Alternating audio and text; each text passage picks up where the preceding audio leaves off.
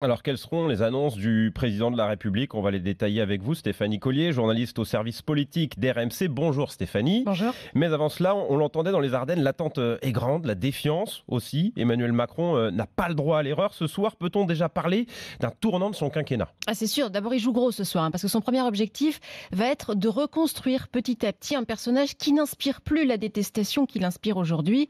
Emmanuel Macron veut montrer ce soir aux Français qu'il a compris les messages et qu'il a déjà un peu changé.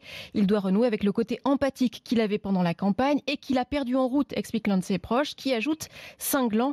Il doit parler moins longtemps, dire des choses simplement, parce que, concluait ce proche hier, parfois on ne comprend pas ce qu'il dit dans ses discours. Alors justement, pour être clair, quelles mesures concrètes peut-il annoncer ce soir? Alors à ce stade, à peu près tout est sur la table. Depuis une semaine, les ministres, les proches du chef de l'État font remonter des propositions et Bercy, de son côté, avance diverses options chiffrées. Les derniers arbitrages vont se faire dans la journée.